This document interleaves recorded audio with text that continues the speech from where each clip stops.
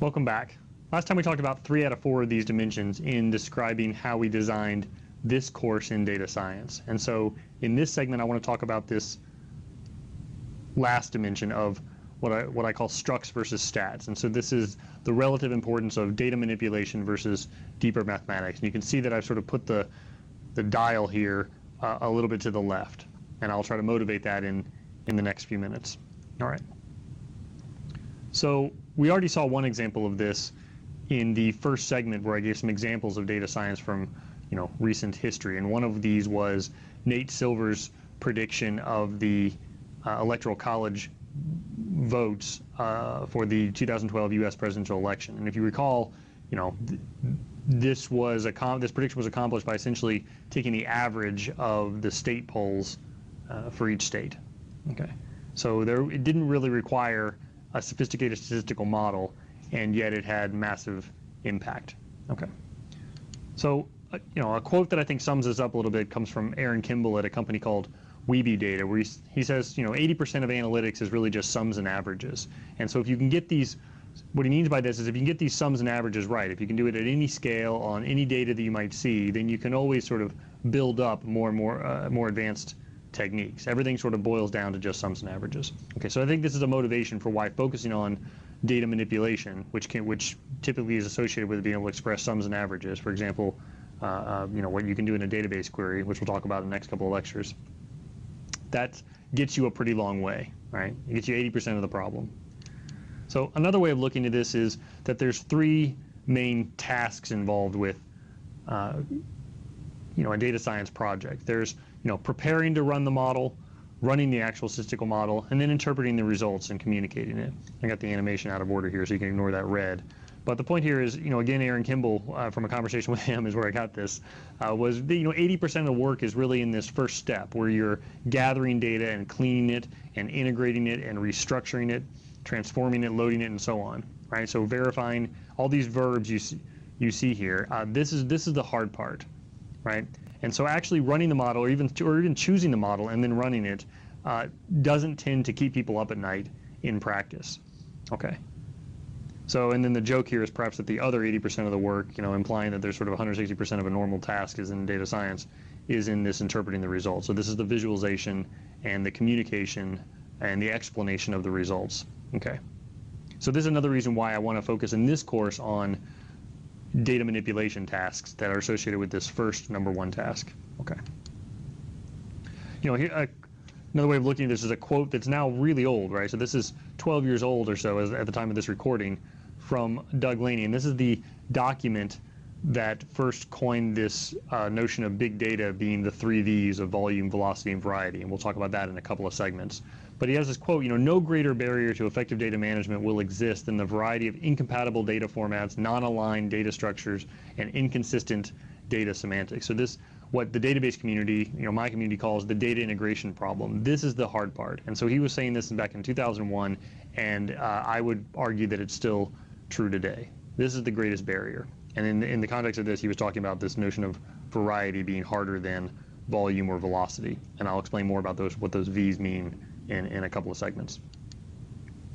All right, so another vignette here is something that we like to ask the scientists we work with. So these are, astronomers and oceanographers and biologists. We ask them sort of informally how much time they spend, quote, handling data as opposed to, quote, doing science. Now, we let them interpret these quotes however they want, but what we mean by doing science, choosing a statistical method or designing a statistical model, they absolutely consider part of their science. And so what we mean by handling data is all the other crap, the format conversions and so on.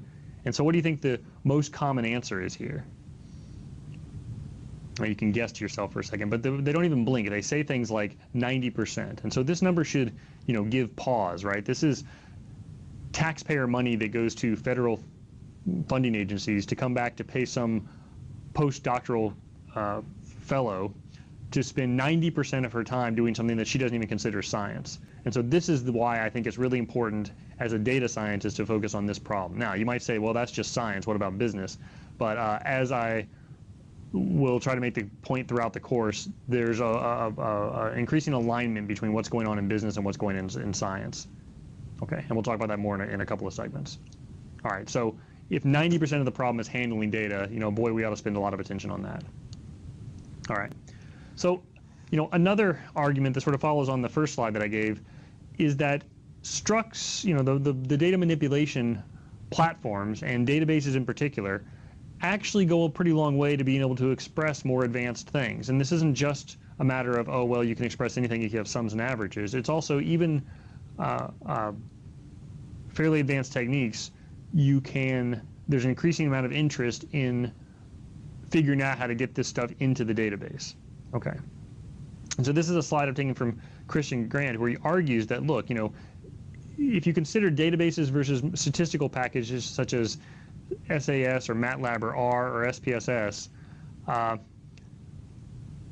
this is what they're doing now. They're downloading data to use in their favorite statistical package, frequently under the assumption that, well, of course I have to, right? Of course that's the only thing that could possibly express this. Well, look, most of these stat packages, the first thing that you'll do is read the data off of disk and load it into memory, and then start calling functions on it. Well, increasingly data sets simply don't fit in memory on a single machine, certainly not on your laptop. And so you have a couple of choices here. Either you shift into some kind of fancy cluster version of the tools for which they exist for things like SPSS and MATLAB, although they're quite expensive, or you sample the data so that you only can work with a subset that actually does fit in memory. And you'll see this to be very, very common, is that it's just par for the course to take a sample of the data in order to be able to work with it efficiently, right? But the point here is that this isn't really required if you use different packages. If you, in this case, the argument here is that if you can use databases, if you can figure out how to perform your task in the database, you'll get the scalability for free.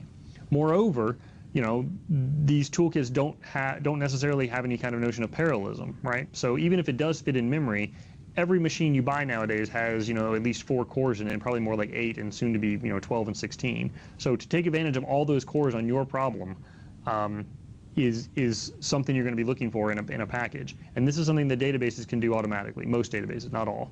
In fact, the ones you may be familiar with, MySQL and Postgres, typically do not, but other databases will, and we'll talk more about this.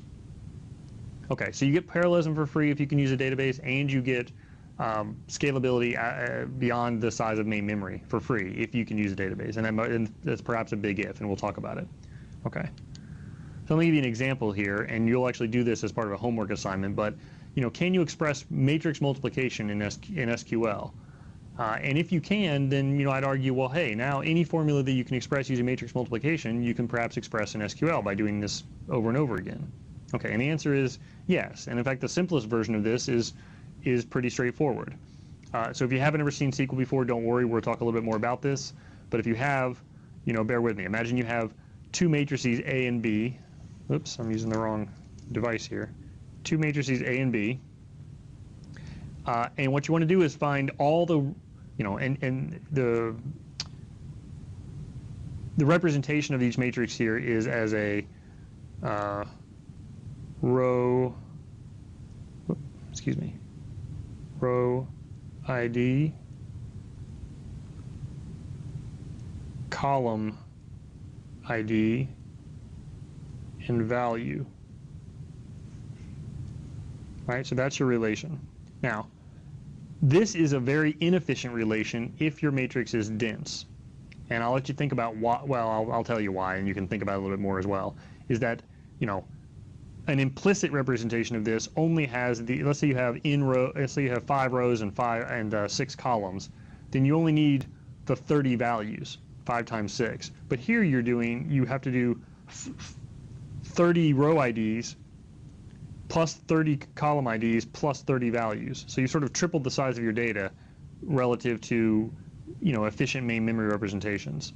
So why would you do that? Well, it turns out that a lot of matrices in practice are sparse, and I put that word right up here at the top. In a sparse matrix, not all the cells actually have a value, and so you don't actually need to store them. And so this representation, in terms of explicitly having a row ID, a column ID, and a value, turns out to be pretty efficient. Okay. And in fact, sparse matrix solvers, this is exactly the kind of representation they use internally. All right, so if you have a sparse matrix, and if you encode it if you represent it in a database, then expressing matrix multiply is not too bad. What you want to do is find all the columns, for each column number in the matrix A, find the corresponding row number in column B, and then add up all the contributions to the new value. And I'll show a diagram of this after. In fact, you know what? Let me skip going into too much detail about this right now, because I'm going to talk about this in detail in preparation for the homework where you'll do this. So right now, I guess the takeaway, what I want you to take away is that representing matrices inside of a database sounds very unusual. It's actually not the world's worst idea. And in part of the readings from this Mad Skills paper, you'll see why. So right now, I just want you to take away that it can be done, and it's not necessarily a terrible idea.